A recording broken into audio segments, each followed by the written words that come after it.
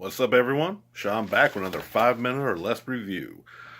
Today is going to be Ghost in the Shell, the 2018 recent one, the live action remake of the animated classic from the 90s. This one starring Scarlett Johansson. Given the much controversy over that, I'm not going to get into that. I'm here to talk about the movie. The movie is an adaptation of an adaptation, and for that, I do want to kind of I tried to focus on that more than anything with this film, because you can tell they're making it more based on the anime movie more so than the manga source material. And for positives, they definitely hit a lot of those notes. I mean, key scenes from the movie, the classic stuff you see in the trailers, and they made a lot of good trailer stuff. It's a beautiful film.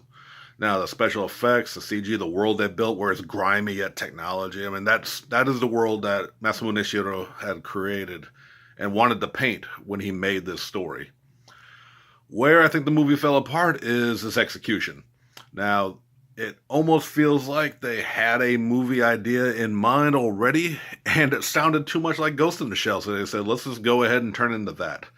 Because when you go from a character of Motoko Kusanagi, the major, from the series being a strong, confident, badass woman in charge of the Special Forces team who works for the government to take down what you could arguably call one of the most dangerous criminals in all of a world full of computer-minded people, a hacker.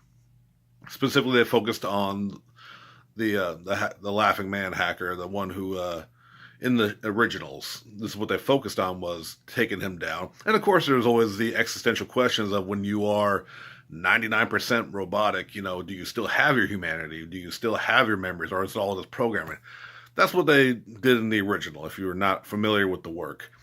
This movie instead decided to make it the hero has amnesia and a big bad evil corporation is the one doing everything.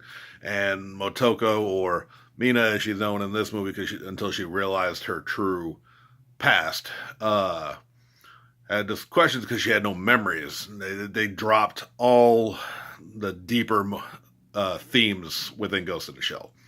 And I get that. They're not trying to dive deep. This movie was, an action popcorn flick, and for what it was, it had some good moments. It had some good action, and they recreated a lot of iconic scenes from the animated movie. And I think that's really what they were going for, and I get that. And I get why people like this movie. But I also get why people who didn't like this movie. And I'm going to give it very middle of the road. It wasn't as bad as the trailers had made me believe it to be, but all the weaknesses in the storylines and I was pretty much right from what I was assuming from the trailer. So, I'm not going to say you shouldn't go check it out. If you're curious, you can watch it. Check it out. Make up your own mind for sure. For me, I'm glad I finally saw it. And I'm glad I was able to give it a review and give a look at an adaptation of a franchise I've been a fan of for a long time. So, overall, middle of the road. Not terrible. Really not that great. I think they just missed the mark of what could have been a damn good adaptation. So I'm still going to say stick with Alita the Battle Angel for good anime adaptations here in the West. But that's going to do it for now. As always, please like, share, subscribe, and tell your friends about this. I'm always trying to make more videos as I can. I will get back to some of the classic movies of our childhood that ruined us. But, like I said, this was a good opportunity to finally review a movie I've been wanting to watch.